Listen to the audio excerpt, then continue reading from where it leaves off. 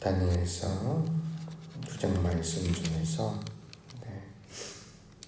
사실 다니엘의 기도가 그 어떤 설교보다도 더 감사하고 은혜가 됩니다. 그래서 시간이 좀 걸리지만 오늘은 9장 말씀을 1절부터 통독하시겠습니다. 27절까지 교독하여 읽겠습니다. 메대 족속 아하수에로의 아들 다리오가 갈대아 나라 왕으로 세움을 받던 첫 해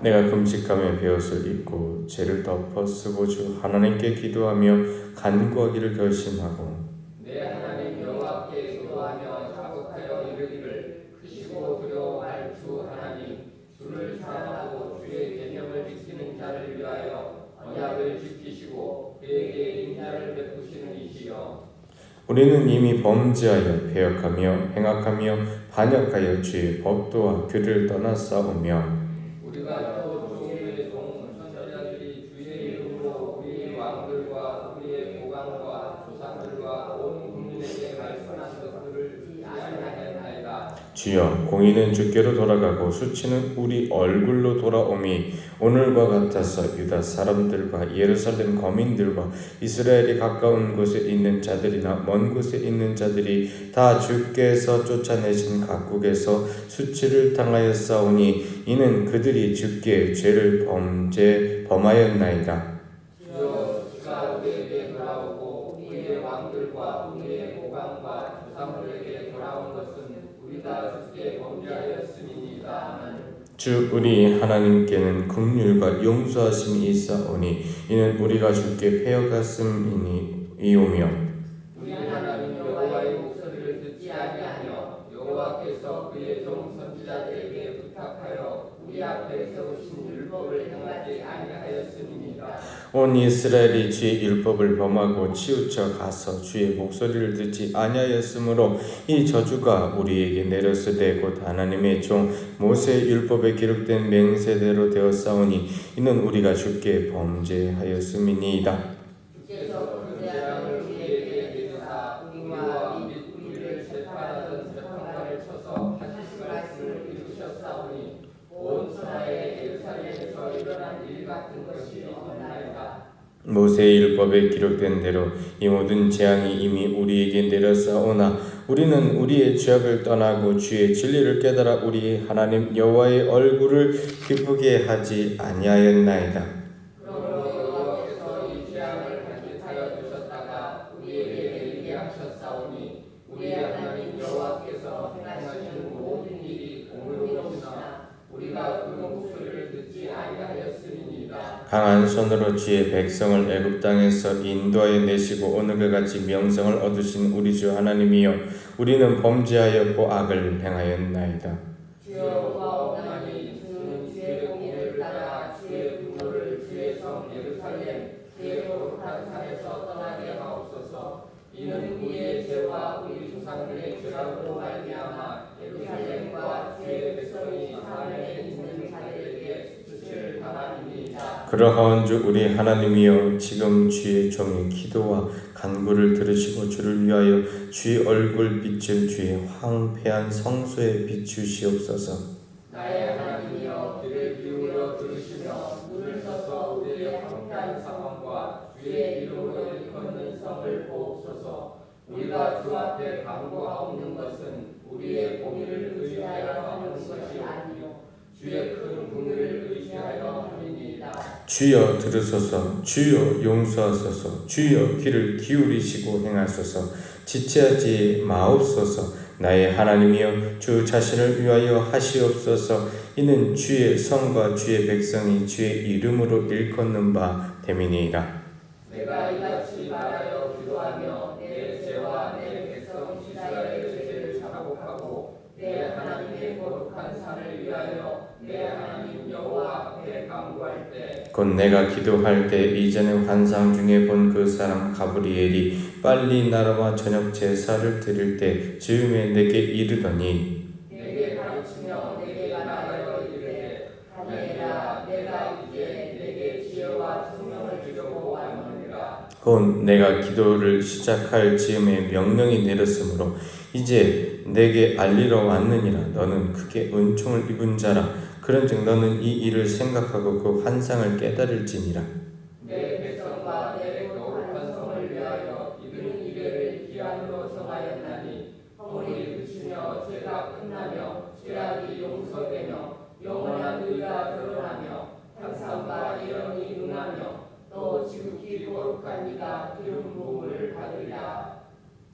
그러므로 너는 깨달아 알지니라. 예루살렘을 하라는 영이 날 때부터 기름 부음을 받은 자 곧 왕이 일어날 때 나기까지 7이레와 62이레가 지날 것이요 그 곤란한 동안에 성이 중건되어 광장과 거리가 세워질 것이며 62일 후에 기름 부음을 받은 자가 끊어져 없어질 것이며 장차 한 왕의 백성이 와서 그 성읍과 성소를 무너뜨리려니와 그의 마지막은 홍수의 기슬이 맡을 것이며 또 끝까지 전쟁이 있으리니 황폐할 것이 작정되었느니라. 그가 장차 많은 사람들과 더불어 한 이레 동안에 언약을 굳게 맺고 그가 그 이레의 절반의 제사와 예물을 금전할 것이며 또 포악하여 가증한 것이 날개를 의지하여 것이며 또 이미 정한 종말까지 진노가 황폐하게 하는 자에게 쏟아지리라 했느니라.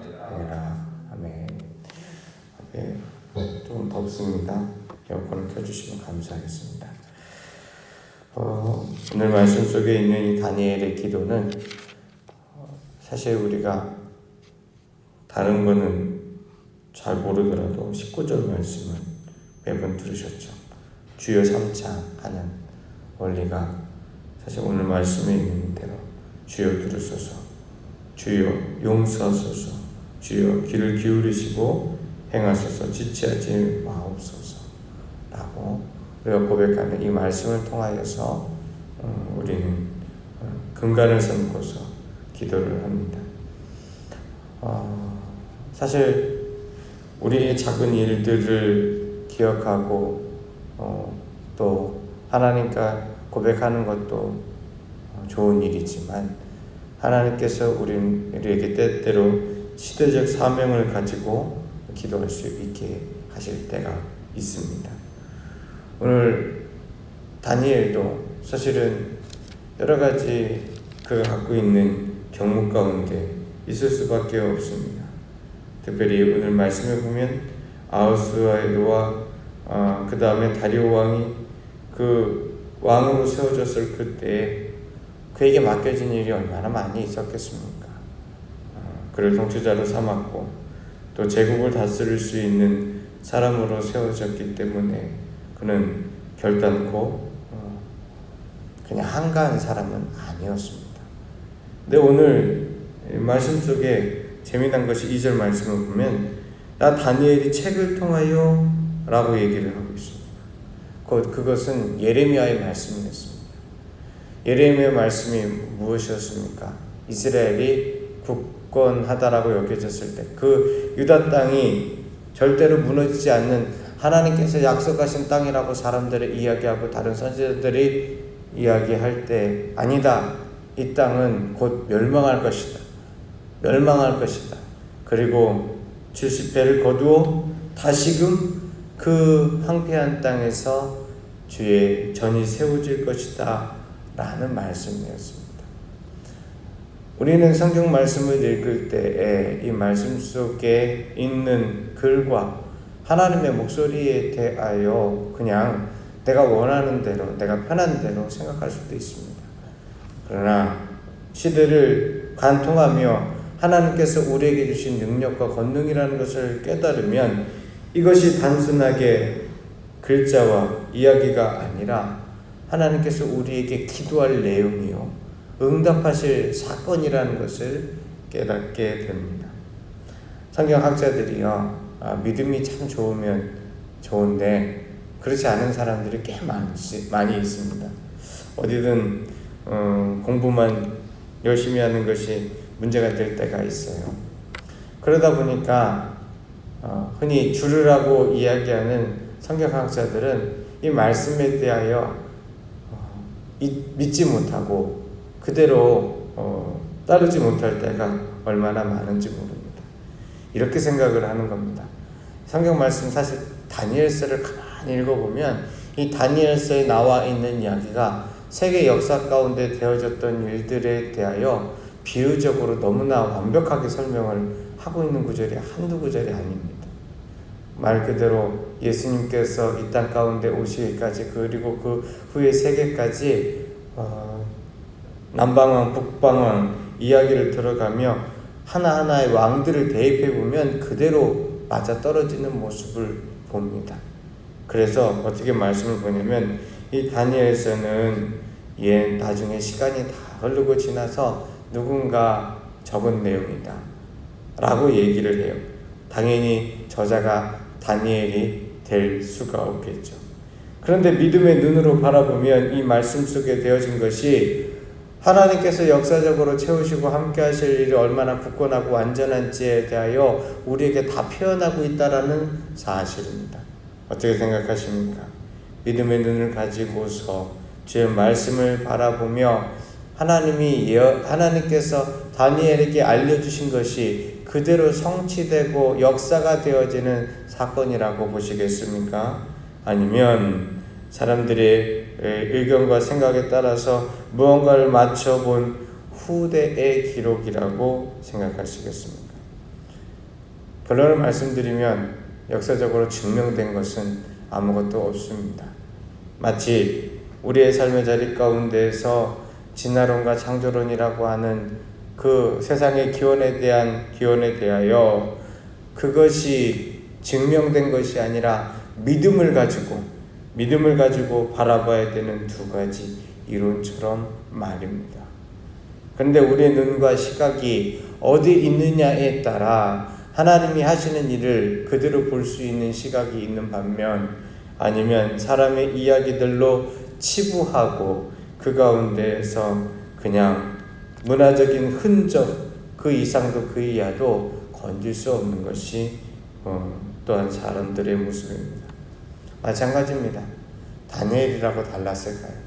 예레미야의 글귀를 읽을 수 있는 다니엘이라고 하여서 그가 바쁜 경무 가운데 그의 나라도 없어지고 그의 백성도 이곳저곳에 흩어져 있는 상황 가운데 그 혼자 부귀 영달을 누릴 수 있는 그 자리 가운데에서 그는 예레미야의 글귀를 깨달을 수 있는 지식과 지혜가 있을 수 있을까요? 하나님께서 그에게 말씀하셨을 때 그것을 꼭 하나님의 음성이라고 치부하면서 그가 무릎을 꿇고 기도할 이유가 있었을까요? 어쩌면 아무것도 없었을 수도 있습니다. 그러나 그는 하나님 앞에 무릎을 꿇었습니다. 그리고 단순히 무릎을 꿇은 것이 아니라 3절 말씀에 있는 것처럼 내가 금식하며 베옷을 입고 죄를 덮어쓰고 주 하나님께 기도하며 간구하기를 결심하고 그리고서 기도하며 자복하여 온전히 하나님 앞에 서는 모습이 나옵니다. 여러분, 그냥 하나님 앞에 간구할 수 있는 목소리 할 수 있습니다. 그러나 자기 백성을 위하여 자기 나라를 위하여 특별히 오늘 기도의 내용 가운데 보시듯이 우리의 조상이 잘못하였습니다. 우리의 조상이 잘못하였습니다. 우리가 잘못하였습니다. 우리의 삶의 자리 가운데 황폐한 성소를 바라볼 수밖에 없습니다라고 하는 것이 기도의 처음이자 마지막이지 않습니까? 이 회개의 기도를 하려고 이렇게 마음과 생각을 거두어 갈 수 있을까요? 그에게는 그만큼 한가한 시간과 생각이 있는 걸까요? 기도가 취미가 되어지는 걸까요? 그렇지 않습니다. 시대를 간통하며 하나님 주신 사명이라고 생각을 하였고 그는 예레미야의 글을 읽으면서 단순한 역사적인 사건과 그가 과거를 추억하는 일이 아니라 하나님께서 이 예루살렘의 황폐한 때를 70년 만에 그치게 만드시고 그에게 오늘 무릎을 꿇을 수 있는 기회와 시간을 주셨으면 그는 알고서 이제 간구하기를 시작한 것입니다. 오늘 말씀 속에 있는 여러 가지 이야기들은 다 설명을 할 시간은 없습니다. 그러나 우리 18절 말씀과 우리 18절 말씀 한번 다 같이 읽겠습니다. 18절 읽겠습니다. 시작. 나의 하나님이여 귀를 기울여 들으시며 눈을 떠서 우리의 황폐한 상황과 주의 이름을 일컫는 성을 보옵소서. 우리가 주 앞에 간과 없는 것은 우리의 공의를 의지하는 것이 아니요 주의 큰 공의를 의지하여 함이니이다. 아멘. 아멘. 세상이 깨끗해지고 정의가 세워지는 것은 정의를 부르짖는다고 세워지지 않습니다. 역사적으로 가장 큰 정의를 부르짖었던 것은 공산주의입니다. 그러나 그 공산주의, 사회주의를 발전하는 그 상황 가운데서 어디 정의가 있습니까? 입술이 깨끗하다고 마음이 깨끗할 수 있습니까? 말하는 이야기가 사람들에게 인기 있다고 그 마음속에서 진정으로 회개하며 사람들을 사랑하는 유정자가 세워질 수 있겠습니까? 북한을 보십시오. 그렇지 않습니다. 중국을 보십시오. 그렇지 않습니다. 민주를 부르짖는 자리 가운데 오히려 독재가 횡행하는 것이 사람의 부패한 심성입니다. 이거는 변함없는 우리의 현실입니다. 역사적으로 모든 나라와 국가와 제국이 그러하였습니다. 그래서 다니엘은 그것을 알고 가장 위대한 제국, 그 바빌론 땅에서 그에게 맡겨져 있는 그 중대로운 일들 가운데 그가 외칠 수 있는 것은 우리의 공의를 의지하는 것이 아니요, 우리의 공의를 의지하는 것이 아니요 주의 큰 긍휼을 의지함이니이다. 주님께서 불쌍히 여기십니다. 주님께서 죄 많은 인간을 언제나 붙드시고 사랑하시는 은혜만이 진정한 정의와 공의가 세워지는 것을 다니엘은 기도 가운데 깨달은 것입니다. 그러니 불쌍히 여겨달라고, 그러니 우리의 죄악을 용서해달라고 황폐한 성소에 주의 얼굴빛을 비춰달라고 기도할 수밖에 없는 것입니다. 귀를 기울이시고 눈을 떠서 황폐한 자리, 우리의 자리를 봐달라고 이야기하는 것입니다. 오늘 성경 말씀에 재미난 사건이 나옵니다. 가브리엘 천사가 응답한 하나님의 말씀을 들고서 이 다니엘에게 나타납니다. 그런데 그 다니엘이 기도를 할 때 23절 말씀처럼 그 기도를 시작할 즈음에 명령이 내려서 곧 왔는데, 여러분은 어떻게 보십니까? 이 말씀이 그냥 바로 후딱 이루어진 말씀처럼 보이십니까? 아닙니다. 기도에는 시작과 기다림이 있습니다. 야곱이 베델이라고 이야기하는 그 돌판을 놓고서, 그 돌무더기를 놓고서 하나님의 응답을 받는 것은 시간이 걸리는 자리였습니다. 오늘 다니엘의 자리도 마찬가지입니다.